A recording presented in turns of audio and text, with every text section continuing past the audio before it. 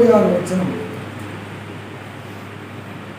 ఐగుప్తీయులను, యూదా వారిని, ఎదోమీయులను, అమ్మోనీయులను, మోయాబీయులను, గడ్డపు ప్రక్కలను కత్తిరించుకుని అరణ్యవాసులైన వారందరినీ నేను శిక్షించెదను. ఇది యెహోవా వాక్కు. దేవునికి స్తోత్రం. ప్రియులారా, ఇక్కడ 4-5 జనాంగాల వారు ఉన్నారు. ఈ జనాంగాల వారందరినీ కూడా దేవుడు ఏం చేస్తాను అంటున్నాడు? శిక్షిస్తాను అంటున్నాడు. శిక్షిస్తాను అంటే తీర్పు తీర్చేస్తాను అంటున్నాడు దేవుడు. అంటే ఈ 5-6 జనాంగాలు కూడా ఏదో తప్పు చేశారు, అంతే కదా? ఏదో ఒక తప్పు చేసి ఉంటారు, లేకపోతే దేవుడు ఎంత తీవ్రంగా స్పందించాడు. ప్రత్యేకంగా మోయాబీయుల గురించి మనం ధ్యానం చేస్తూ వస్తున్నాం. మోయాబీయులు ఎవరు అనే సంగతి మీకు గతంలో చెప్పాలి కనుక ప్రత్యేకంగా చెప్పాలి. మోయాబీయులు చేసిన తప్పు, మొదటి తప్పు ఏంటంటే, ఎదుటివాడు బాధలో ఉంటే, కష్టంలో ఉంటే, నష్టంలో ఉంటే, ఇబ్బందిలో ఉంటే చూసి ఎగతాళి చేయడం తప్పు చేశారు. ఎదుటివాడి యొక్క కష్టాన్ని చూసి జాలి పడకుండా ఎగతాళి చేశారు. అది మొదటి తప్పు. రెండో తప్పు, అతిశయం గురించి గడిచిన ఆదివారం చెప్పాలి. అది రెండో తప్పు. మొదటిదేమో ఎదుటివాడు కష్టాల్లో ఉంటే ఎగతాళి చేశారు. రెండోదేమో వారు అతిశయించారు. దేన్ని బట్టి? వారికి ఉన్న బలాన్ని బట్టి, వారికి ఉన్న శక్తిని బట్టి. అతిశయం ఉన్న పరిస్థితిలో ఏమొచ్చిందంటే వీరికి మూడవ తప్పు, గర్వం వచ్చింది. అతిశయం ఉంది, గర్వం కూడా ఉంది. ఎలాగంటే, మాకింకా ఎవరు ఏమి చేయలేదు, మేము ఏం చెప్తామో అది జరుగుతుంది, మేము ఏం చేస్తామో అది జరుగుతుంది. ఏ దేశాన్నైనా వాడిస్తాం, ఏ మంత్రినైనా వాడిస్తాం, ఎవరు వచ్చినా వాడిస్తాం, ఎందుకంటే మాకు బలం అని మోయాబీయులు అనుకున్నారు. ఇది మూడవ తప్పు. దేవుడు అన్నాడు, ఎదుటి వారిని చూసి నీవు ఎగతాళి చేస్తున్నావు, జాగ్రత్త అన్నాడు. నీవు అతిశయం కలుగున్నావు, జాగ్రత్త అన్నాడు. దేవుడు హెచ్చరిస్తున్నా కానీ రెచ్చిపోతున్నారండి మోయాబీయులు. దేవుడేమో హెచ్చరిస్తూనే ఉన్నాడు కానీ రెచ్చిపోతున్నాడు. మూడవ తప్పు ఏంటంటే గర్వం. సామెతల గ్రంథం 16 చూడండి. సామెతల గ్రంథం 16 దయచేసి చదివి సాధించండి పిల్లలు.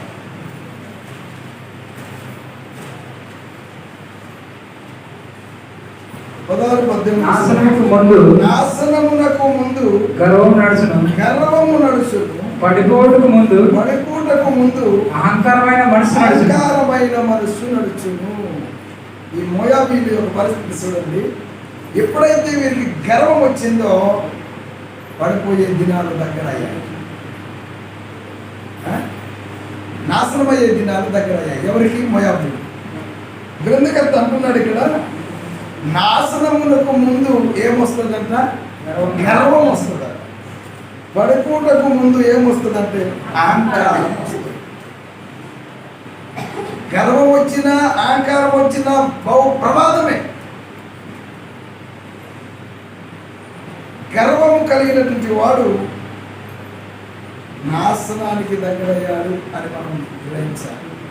ఒకవేళ మనలో తెలియకుండానే గర్వం వచ్చిందనుకోండి, నేను పడుకోవడానికి సిద్ధంగా ఉన్నాను అని జాగ్రత్త పడాలి. ప్రభావం అనిపించాలి.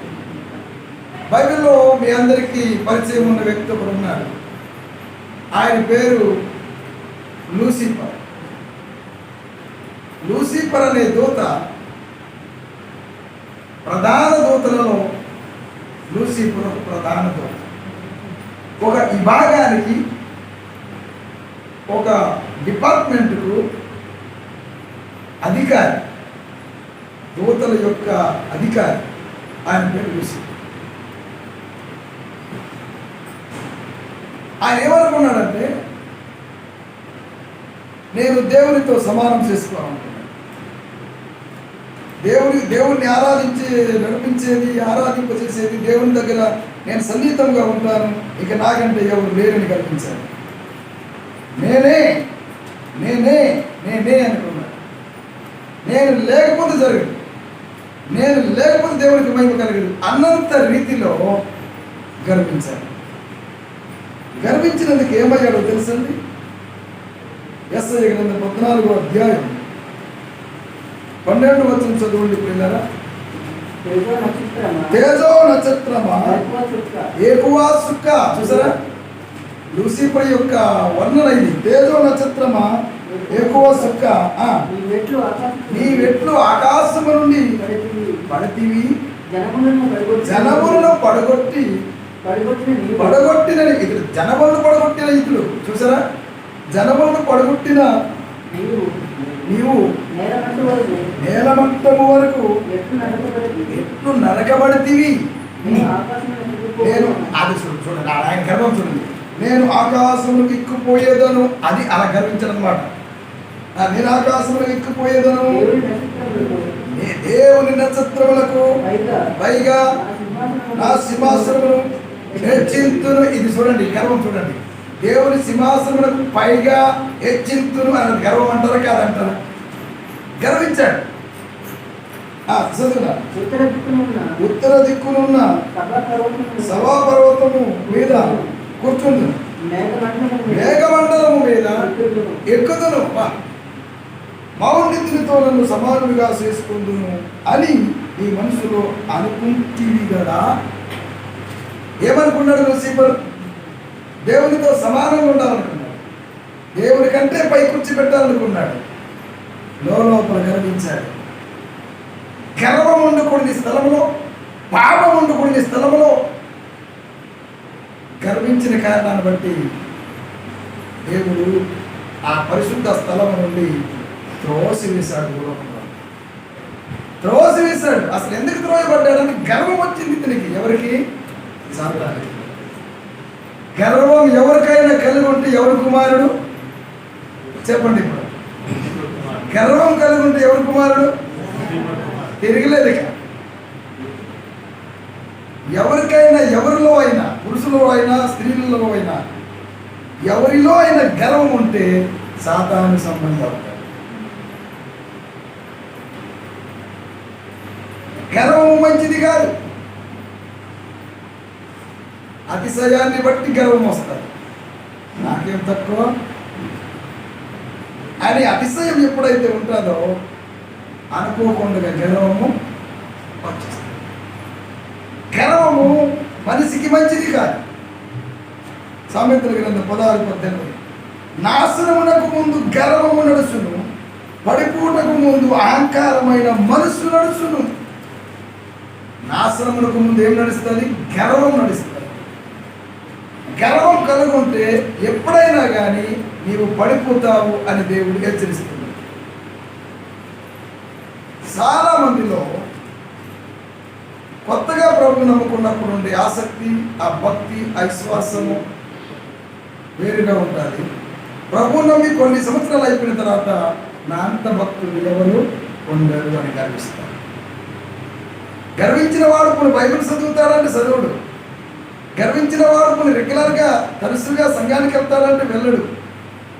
దేనిలో నీ గర్వం అంటే, ప్రభు నమ్ముకుని నాకు 30 సంవత్సరాలు అయింది, నాకు రాకపోతే ఎవరికి వస్తుంది బైబిల్ అని మాట్లాడతాడు. ప్రభు నమ్ముకుని నీకు 30 సంవత్సరాలు అయితే నీకు బైబిల్ రావాలని ఎక్కడ లేదు బైబిల్లో.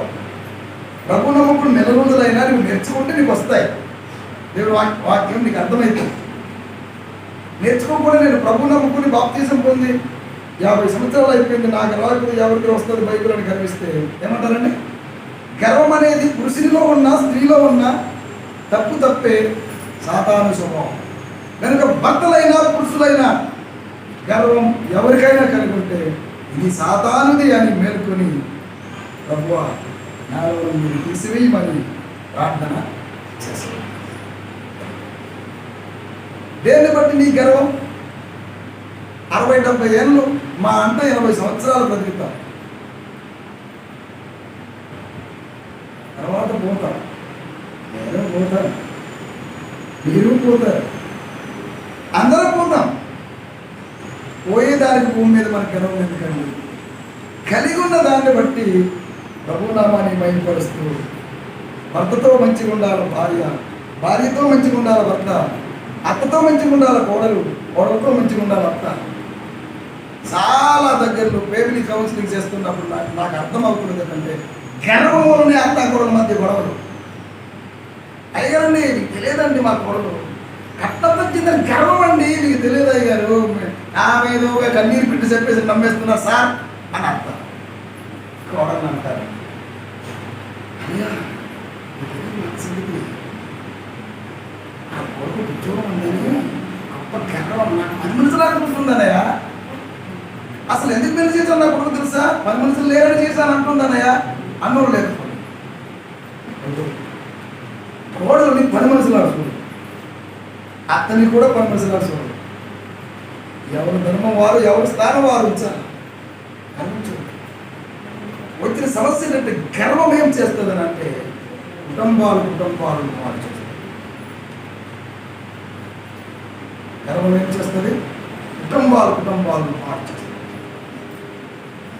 గర్వం ఏం చేస్తుందని అంటే స్థాయిని తగ్గిస్తుంది. గర్వం ఏం చేస్తుందని అంటే పడిపోయేటట్టు చేస్తుంది.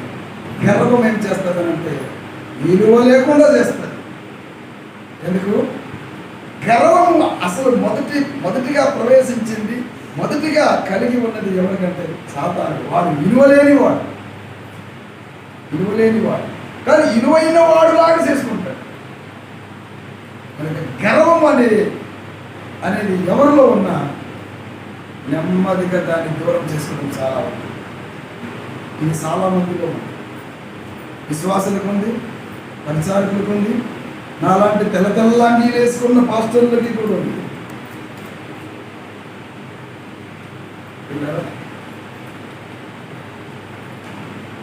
నాకు బోధ కరెక్ట్గా వస్తే, బోధ కరెక్ట్ రాని పాస్టర్ గారికి ప్రేమతో చెప్పాలి, విరిగిపోతే ఇరిసిపెట్టాలి. నాకు వచ్చు కదా అని నేను గర్వించకూడదు. ఒకవేళ గర్విస్తే దేవుడు ఏం చేస్తాడు తెలుసా? పక్కకు నాశనమునకు ముందు గర్వము నడుచును. గర్వం కలిగి ఉంటే మనం నాశనం అవుతాము అని మనం జాగ్రత్త పడాలి. నాశనం కాకముందే మనం ఒక అడుగు ఎరిగి దేవుని దగ్గర వచ్చారు. 2 దినవృత్తాంతముల గ్రంథం 26:16 తెలుగులో. అయితే అతడు స్థిరపడిన తర్వాత అతడు మనస్సున గర్వించి చెడిపోయాడు. ఇతడు ఎవడు? రాజుగారు. ఏ రాజ్యానికి రాజు? యూదా రాజ్యానికి రాజు. యూదా రాజులు 20 మంది ఉన్నారు. ఈ 20 మందిలో ఇతడు యూదా రాజ్యాన్ని పరిపాలించిన రాజులలో ఒక రాజు ఉజ్జియా రాజు. ఇతడు ఏం చేశాడంట? మీ వాక్యంలో చూసారు కదా, మీ బైబిల్లో. అయితే ఉజ్జియా స్థిరపడిన తర్వాత, అసలు గర్వం ఎప్పుడు వస్తుందంటే స్థిరపడినప్పుడు వస్తారు. స్థిరపడిన తర్వాత చాలా మంది గర్వించి నాశనం అయిపోయిన వారు ఉన్నారు బైబిల్ గ్రంథంలో. స్థిరపడిన తర్వాత మన కళ్ళెదురుగా చూస్తున్నాం, చరిత్రలో, బైబిల్ చరిత్రలో చూస్తున్నాం. అతడు స్థిరపడిన తర్వాత అతడు మనస్సున గర్వించి. గర్వం ఎక్కడ కలుగుతుంది? మనస్సులో కలుగుతుంది. అతడు మనస్సున గర్వించి చెడిపోయాను. ఇలాంటి గర్వించాడు ఇతడు. యాజకులు చేయవలసిన పని వాళ్ళే చేయగలరు, వీళ్ళే చేయగలరు. నేను రాజుని కదా, నేను చేస్తే అంటే యాజకుడు పని యాజకుడు చేయాలి, పరిచారకుడు పని పరిచారకుడు చేయాలి. యాజకుడు పిలిస్తే చేయడం తప్పులేదు. మరి యాజకుడు పిలిస్తే చేయడం తప్పులేదు.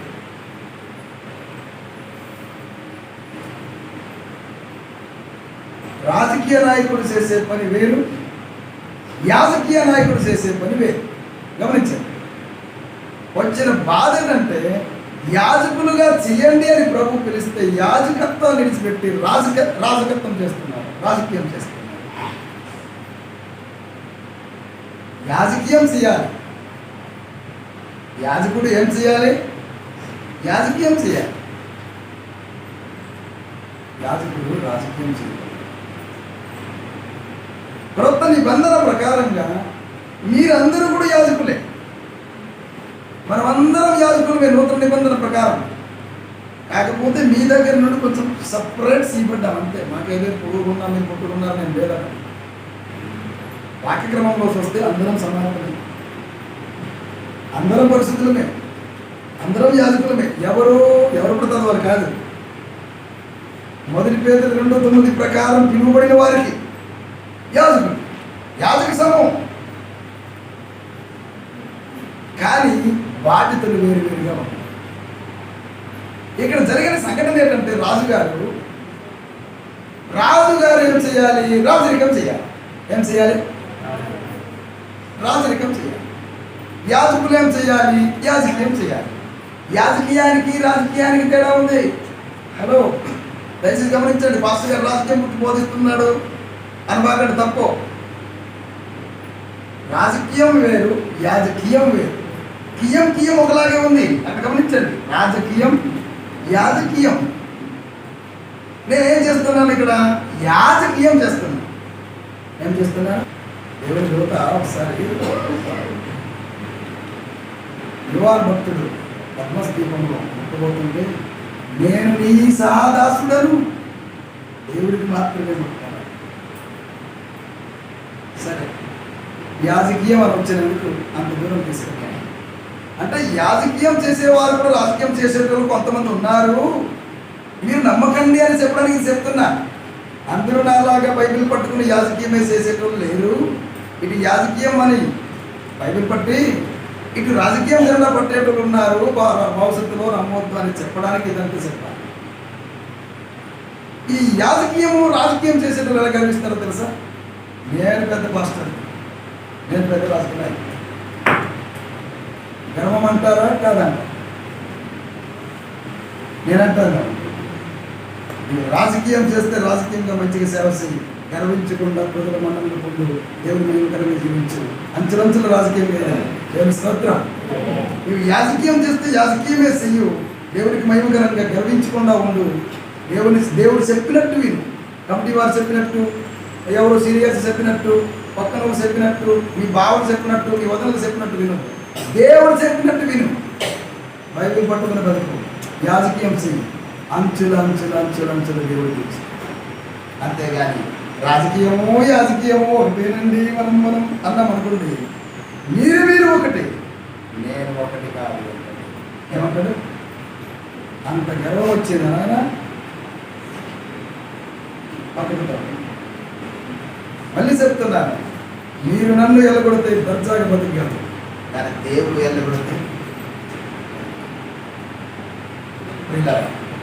గర్వం అనేది రాజులకైనా క్షేమం కాదు, సామాన్య ప్రజలకైనా క్షేమం కాదు. ఇక్కడ రాజుగారికి ఏమొచ్చిందట? 26 గ్రంథం 26:16.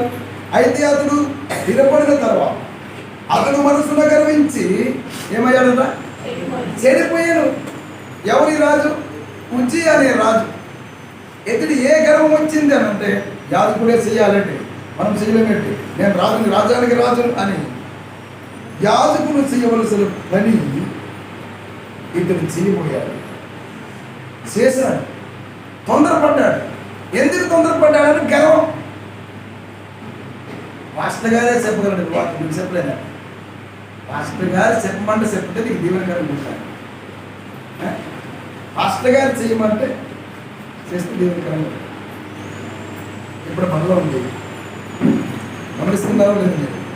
కొంతమంది పరిచారకులు పిలుస్తున్నారు, వారి పక్షాన ప్రార్థన చేసి, నాయన ఒకవేళ ఏమైనా ఉంటే వారు పండించండి, నన్ను కూడా పండించండి ప్రార్థన చేసినాక నాకు సహకారాలు పిలుస్తుంది. ఓకే, అది ప్రాబ్లం లేదు. పాస్టర్ గారికి ఎంత సమయం ఇస్తామని ముందుకు వచ్చారనుకోండి, అది గర్వం అంట. పిలిచినప్పుడు వస్తే గర్వం కాదు, పిలువకుండానే చేస్తే గర్వం. ఇక్కడ యాజకులు పిలువలే ఈ రాజుకి, నీవు వచ్చి యాజకత్వం చేయని పిలువలే, కానీ యాజకులే చేస్తారు. యాజకులకి చేత అవుతుంది, నాకు చేత కాదు ఏంటంటే గర్వించి, మనసులో గర్వించి స్థిరపడిన తర్వాత, స్థిరపడక ముందు దేవుడు దేవుడు అన్నాడు, స్థిరపడక ముందు దేవుడు దేవుడు అన్నాడు, స్థిరపడక ముందు యాజకుడు అంటే ఇష్టపడ్డాడు.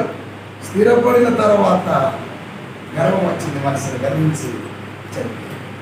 ఎలా చనిపోయాడో తెలుసా? ఆ అధ్యాయం అంతా చదివితే అతడు చెయ్యకూడని పని గర్వంతో చేసినందుకు 19 యాజకులు వచ్చారు. వచ్చి ఉజ్జియా ధూపమీయుటకు ధూపార్తిని చేత పట్టుకున్నప్పుడు 19 యాజకులు వచ్చారు. గొప్ప రౌద్రులు అయ్యారు. యాజకుడు కోపం వచ్చింది. యాజకుల మీద ఇతడు కోపం అయ్యాడు. యాజకుడు కోపం వచ్చింది. ఏంటి నాయన నువ్వు చేసే పని గద్దించారు? అది నీ పని కాదు, మీరు రాజకీయం చేయాలా, ప్రజలకు పరిపాలన చేయాలా, యాజకులు పని యాజకులు చేయాలన్నప్పుడు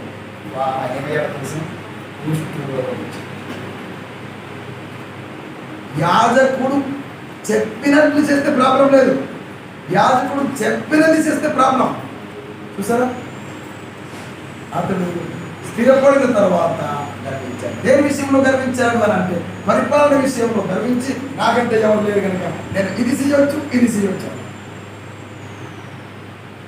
కనుక నేనున్నా బదిలీ అయినా, ఏ పాస్టర్ గారు వచ్చినా, పాస్టర్ గారు చెప్పిన వాక్యం, పాస్టర్ గారు చెప్పిన మాట వింటున్న, సుదర్శన్ పాస్టర్ గారు ఉంటే నేను వింటాము, సుదర్శన్ పాస్టర్ గారు పోతే వినము అంటే మన తప్పు. నేనేదో మీకు తప్పు నేర్పేటోళ్ళు అయితే ఒకటి గమనించాలి, మీరేమి వింటున్నారో అది కూడా జాగ్రత్తగా చూసుకోవాలి. అందుకే మీరు వాక్యం కరెక్ట్గా ఉండాలని భారం చెప్పండి. ఇంతకు మనం ఎందుకు ఇదంతా మాట్లాడుతున్నాము? ఎవరి గురించి మాట్లాడుతున్నాము?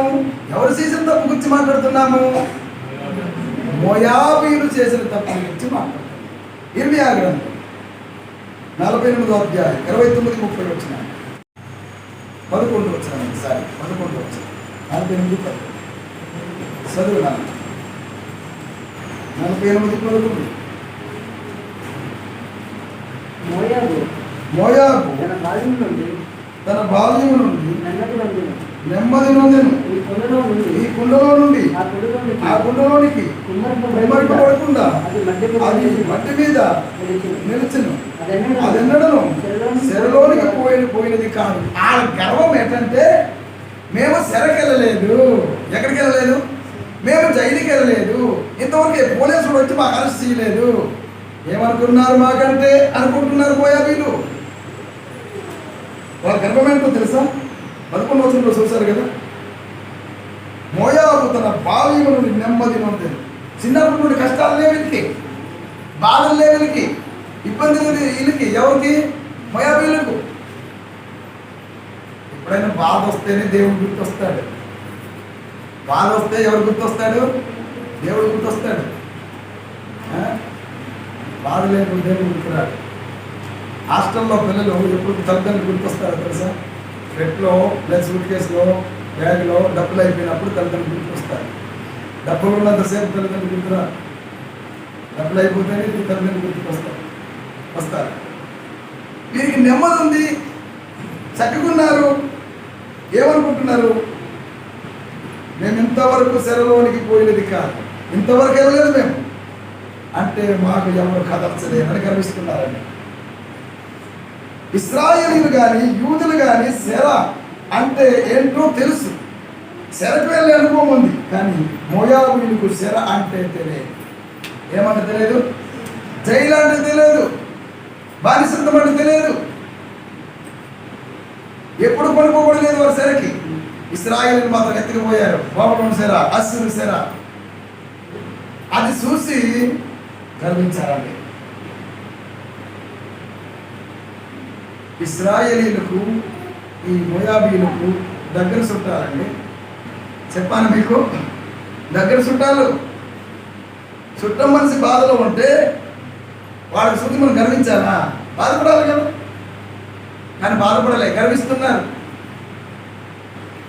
భూమి మీద ఇర్మియా ప్రవక్త గారు రాసినంత వరకు చెరలోనికి వెళ్ళలేదు ఎవరు? మోయాబీయులు. భూమి మీద ఇర్మియా ప్రవక్త గారు ప్రవశించినంత వరకు ఎవరికి వచ్చి? మోయాబీయులకు వచ్చి. ఇర్మియా గారు ఇప్పుడు ప్రవశించారు, ఆయన ప్రవశించిందే 48-11 వారి గురించి ప్రవశించింది. ఇశ్రాయేలీయులు యూదులు మాత్రము అనేక సార్లు దేవుడు వారికి చెరకు అప్పగించారు, అనేక సార్లు అప్పగించారు. ఎవరికి దేవుడు అప్పగించాడు చెరకు? ఇశ్రాయేలీయులకు, యూదులకు. వీరికి మాత్రం లేదు. అందుకే ఇది గర్వం వచ్చింది. మోయాబీలు అన్నారు, మేమెంతవరకు చెరకు వెళ్ళలేదు చూసారా అని ఇశ్రాయేలీయులను చూసి గర్వించారు. ఇశ్రాయేలీయులను చూసి గర్వించారు. గర్వం ఎప్పుడు వస్తుంది తెలుసా? మనకంటే ఎదుటివాడు తక్కువ సంపాదన ఉంటే మన సంపాదనను బట్టి గర్వం వస్తారు. ఎదుటివాడు చిన్న కారు కొన్నాడు, వాడికంటే మనకు పెద్ద కారు ఉందనుకోండి, వాడికంటే నాకు పెద్ద కారు గర్వం వస్తుంది. కానీ వాక్యం ఏం బోధిస్తుందంటే నీకున్న కలిగి ఉన్న స్థితిని బట్టి దేవుని మహిమపరచాలని దేవుని వాక్యం బోధిస్తుంది. ఇక్కడ మోయాబీలు ఇశ్రాయేలీయులను చూసి గర్వించారు. మన జీవితంలో మనకు ఎప్పుడు కష్టాలు రాకపోతే మనకు గర్వం వస్తుంది. అప్పుడప్పుడు కష్టాలు ఎందుకు వస్తాయో తెలుసా? ఏమో నీ గర్వాన్ని అణచడానికి కావచ్చేమో, ఆ కష్టం ద్వారా నీకు పాఠం నేర్పడానికి కావచ్చేమో, ఆ కష్టము నీకు పరీక్ష కావచ్చేమో. కొన్నిసార్లు పరీక్ష కోసం వస్తాయి, కొన్నిసార్లు శోధన కోసం వస్తాయి, కొన్నిసార్లు గర్వాన్ని బట్టి వస్తాయి, కొన్నిసార్లు పాపాన్ని బట్టి వస్తాయి. ఏది వచ్చినా కానీ దేవునిలో ఉంటేనే నిలబడతావు, లేకపోతే కొంతమంది పరీక్షలో ఫెయిల్ అవుతున్న వారిని చూసి, పరీక్షలో పాస్ అవుతున్నటువంటి వారిని చూసి ఏమంటారు? రే వాడు ఫెయిల్ అయ్యావా, నా జీవితంలో ఫెయిల్ అనే చరిత్ర లేనే లేదు అని కనిపిస్తాను. ప్రభువా కష్టపడి చదువున్నాను, పాస్ అయ్యాను తండ్రి, అతను ఫెయిల్ అయ్యాను, దయచేసి మంచి మనసు దయచేసి చదువున్నాను కానీ ప్రార్థన చేయలేదు. నేనంటే ఏమనుకున్నారు? మా పక్కింటి కూడా ఫెయిల్ అయ్యాడు, ఆ మామయ్య కూడా ఫెయిల్ అయ్యాడు, ఆ పిన్ని కూడా ఫెయిల్ అయ్యాడు. సంగతి ఎందుకు అంతే కదా, ఆ పక్కింటి సంగతి నీకు ఎందుకు? విన్నారా? నువ్వు పాస్ అయ్యావనంటే నీ కొడుకు పాస్ అయ్యాడని ప్రభావ పాస్ చేసినందుకు వందనాలు అన్నారు. ఫెయిల్ అయిన వాడిని తక్కువ చూడు. ఏమో వాడు ఫెయిల్ అయ్యాడంటే నిజంగా చదువుకుండా ఫెయిల్ అయి ఉంటాడో, లేదా అనారోగ్యం గురై ఫెయిల్ అయి ఉంటాడో, ఆయన చదివింది పడక ఫెయిల్ అయి ఉంటాడో,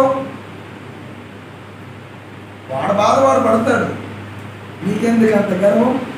అంతే కదా, నీకెందుకు అంత గర్వం? నీ కొడుకు పాస్ అయితే నీకెందుకు అంత గర్వం?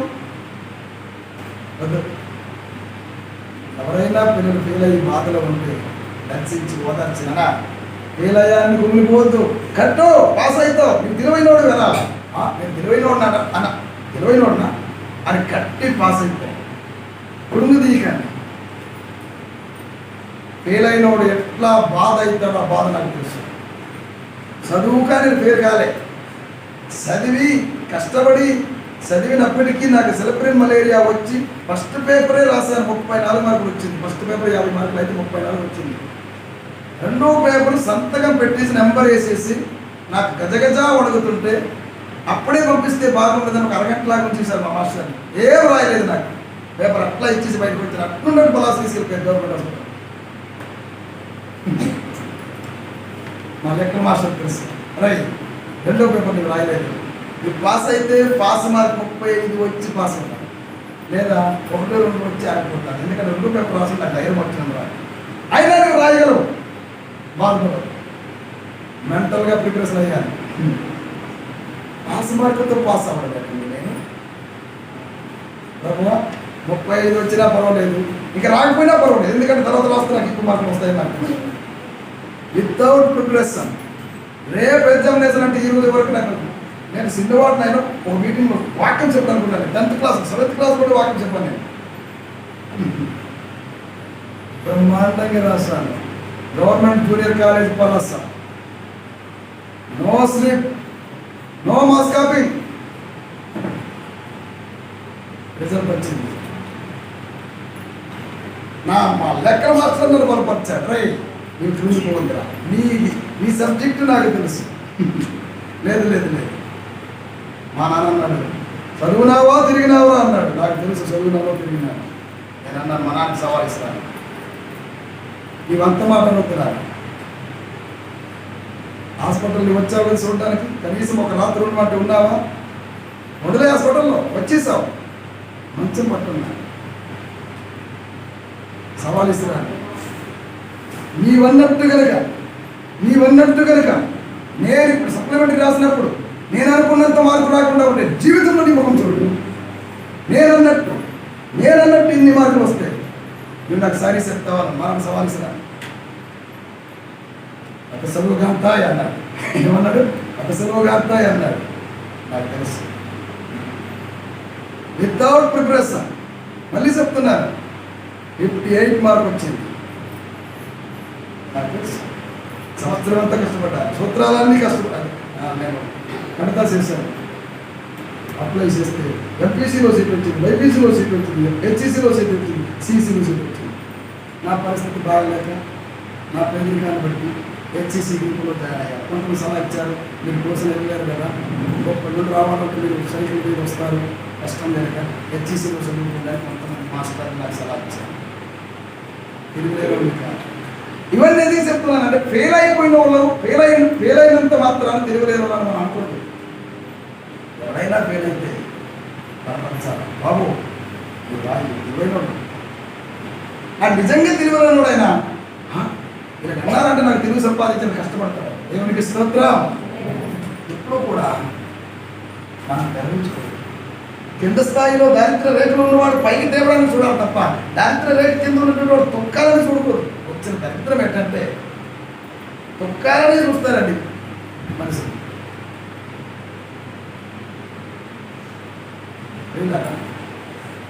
పేరు ప్రఖ్యాతులు వచ్చినంత మాత్రం మనం గర్వించవలసిన పని లేదు. ఒకవేళ పేరు ప్రఖ్యాతులు వచ్చిందనుకో ప్రభువానికి స్తోత్రం ఇచ్చిందనా.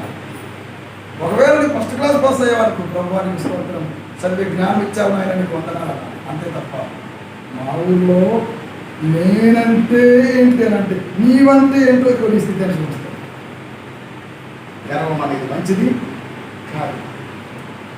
మనిషి గతాన్ని చూసి గర్విస్తాడు, వర్తమానాన్ని చూసి అతిశయిస్తాడు. మళ్ళీ మనిషి గతాన్ని చూసి గర్విస్తాడు, వర్తమానాన్ని చూసి అతిశయిస్తాడు. మోయాబీయుల పరిస్థితి అదే. మోయాబీయులు గత చరిత్రలోనికి వెళ్తే చరిత్రలో చూస్తే వారు దేవుడు మాట్లాడినంత వరకు చరిత్రలో మేము సేవకు వెళ్ళలేదని గర్వం.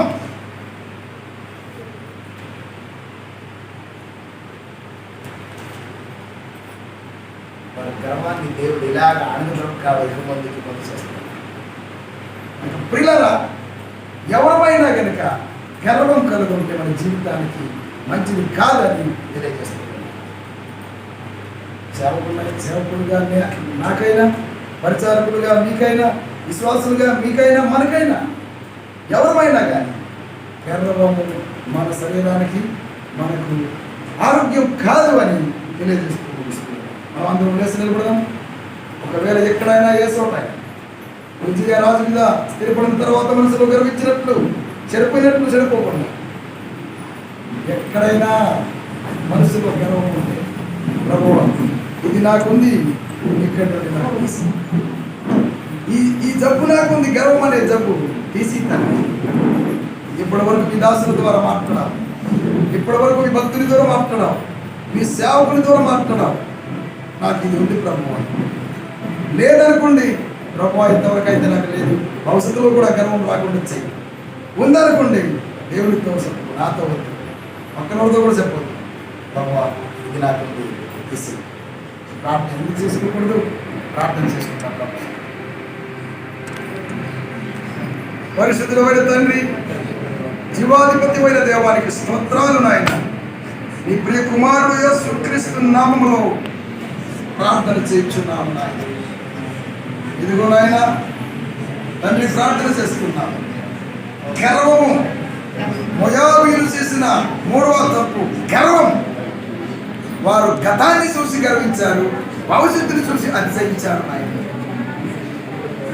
వారి జీవిత చరిత్ర చదువుతూ ఉన్నప్పుడు మా జీవితంలో అటువంటిది ఏమైనా ఉంటే సరి చేసుకోవడానికి మంచి మనసు కాపురిగా నాకైనా, విశ్వాసులుగా నీ బిడ్డలకైనా అలాంటి గర్వమనే పాపం మాలో ఉంది. దయచేసి మమ్మల్ని మన్నించి క్షమించి యోసేపుకు కలిగిన గర్వాన్ని తీసివేయమని,